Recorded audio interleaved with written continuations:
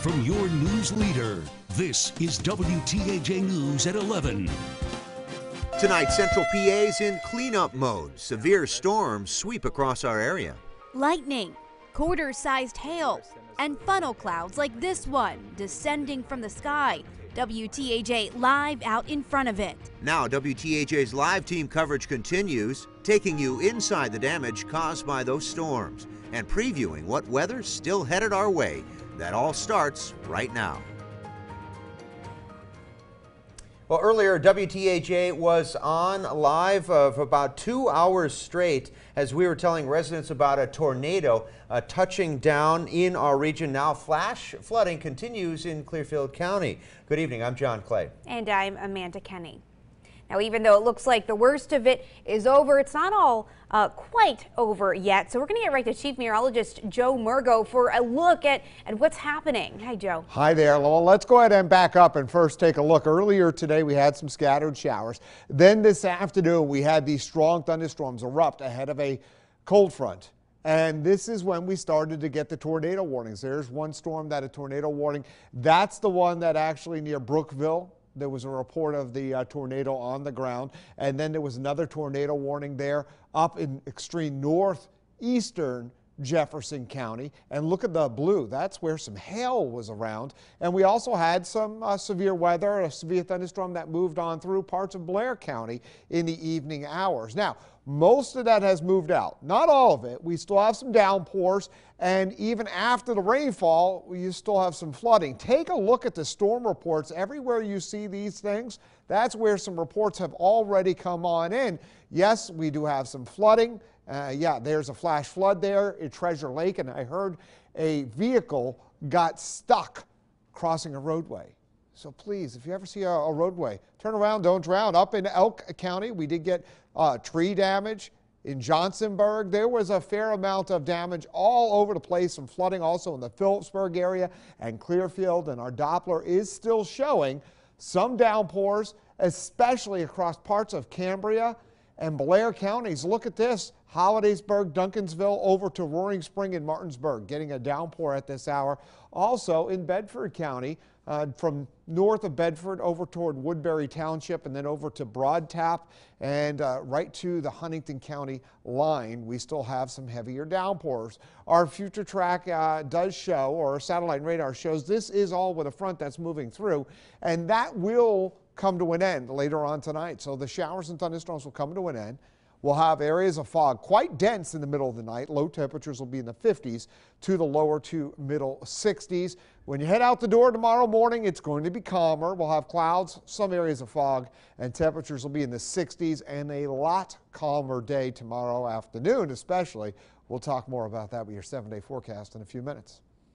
Thank you, Joe. We'll check back with you in just a bit. All right, we'll continue our coverage now by sending it out to David Kaplan. Yeah, he joined us live from Winburn with reaction to the tornado in the Falls Creek, Reynoldsville area and a closer look at some of the damage caused by the flooding. David, tell us what's going on behind you there.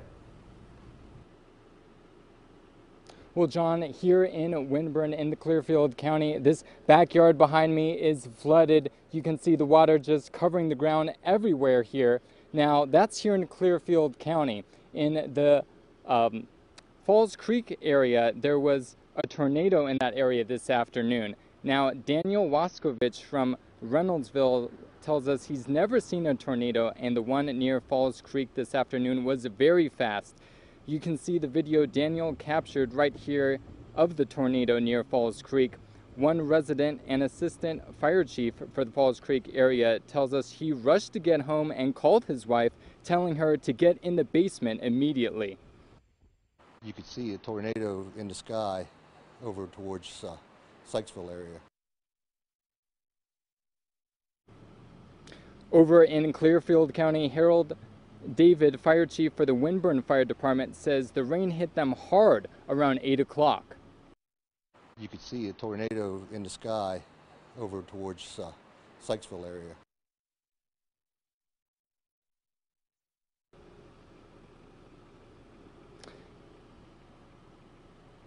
Now, Chief David says Winburn Munson Road is closed. His fire department has evacuated 13 residents in the area, including one woman who was stuck in her house. Now, Winburn Munson Road is closed, as well as Sawmill Road. In Winburn, David Kaplan, WTAJ News. All right, David, and the chief giving advice there about trying to get residents to avoid going through any of this standing water. Very dangerous out there. And with storms moving through, it's not just leftover damage from the wind that people are dealing with, as you're seeing with David's shot there, flash flooding causing problems all across the region. That's right, our Maggie Smoka. She joins us live from Clearfield County with more on those problems. Maggie. Well, John, Amanda, it's obviously been a very busy night here in Clearfield. It looks like there are a bunch of little rivers around me, but I'm on Mount Joy Road. You can see right here emergency personnel. They're blocking off this roadway, and they're also helping residents pump out the water from their flooded basements. So I think that it's fair to say we've seen some pretty bad weather tonight, and I want to start with this picture right here. And now, it was taken about 5 minutes from where I am right now. You can see there a funnel cloud formed a little bit after this picture was snapped is when all that rain started coming down. How crews staying extremely busy tonight as they monitor these washed out roads after creeks and rivers. They just overflowed. Now water, stones and debris all making these roads impassable, but the rain also causing problems for homeowners. I talked to some residents who are spending the night cleaning up. It's pretty bad. It's pretty bad today. My neighbor's garage and basement is flooded out over there. But you haven't had any house flooding at all? Just my garage. My garage is flooded out right now.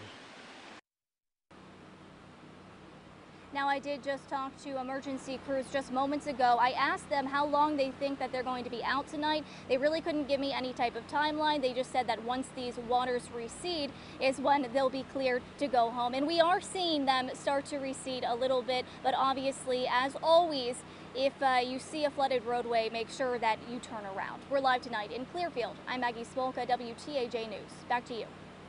All right, and there are thousands of people dealing with power outages in our region at this hour. Take a look. This is the Penelec map that we've got up, and Center County has the most outages right now of the entire state, just around 730. Jefferson County, about 376. Clearfield and Elk counties dealing with just under 50 outages, and Penelec, of course, will clear those throughout the night and into the morning.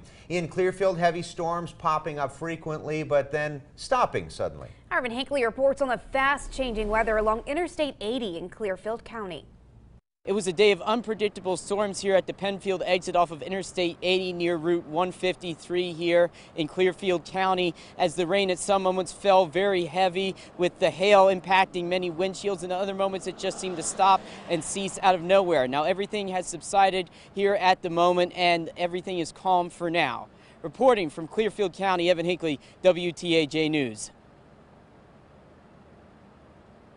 Thank you, Evan. While we are live on the air today, many of our viewers experiencing the severe weather sent in a number of photos and videos to the WTAJ Facebook page. Our Mike Doyle went through them all and gives us a look. Mike? Dozens of our viewers sent us awesome pictures and videos of today's severe weather. Here's a glimpse of what a few of you witnessed today. This is the sound residents in Brookville, Jefferson County heard Tuesday evening. A tornado siren blaring, telling residents to seek shelter immediately. Here you can see rotation in the clouds start to take shape. Look at the stuff flying in the air. Another from Brookville. This is most likely a tornado touching down. You can see the column of air rotating violently, picking up debris. Renee Kessler sent us this amazing photo near the Clearfield Mall. It appears to be another funnel cloud about to reform. Jack Burkett from Brookville sent us this video of heavy rain and hail beating down on his car, and in the distance you could see another funnel cloud. Lots of viewers sent us photos of hail, like this one from Cindy Bender in Du Bois. They're larger than a quarter. And Becky Kelly was at St. Francis School in Clearfield when she shot this video of a thunderstorm rolling through. We appreciate the pictures and videos that many of you guys sent us during today's severe weather. But remember, be safe and don't risk your life for 15 seconds of fame. Thanks, Mike. Our region not the only part of Pennsylvania affected by that and other storms. There are about 162 residents and staff had to be relocated. A violent tornado heavily damaged the Rolling Fields Senior Center in Connellville, Crawford County. Evacuees, members of the staff, the residents all had to move into the small fire department social hall there. 2 injuries were reported. 8 school districts in Crawford County went into lockdown. They didn't let the students leave until the storm had passed. And we'll have a look at some more video from today's severe storms and a closer look at your forecast coming up in just a few minutes. And don't forget to get the latest weather updates anytime. Visit our website, wearecentralpa.com. And still ahead on WTAJ News at 11, police are trying to figure out what caused their official radio channel to be hijacked. We'll show you what briefly kept them from communicating last week and what they're doing to make sure that never happens again. The last of the showers and thunderstorms moving out of the region, and we'll have a break tomorrow. We'll talk more about what comes up after that.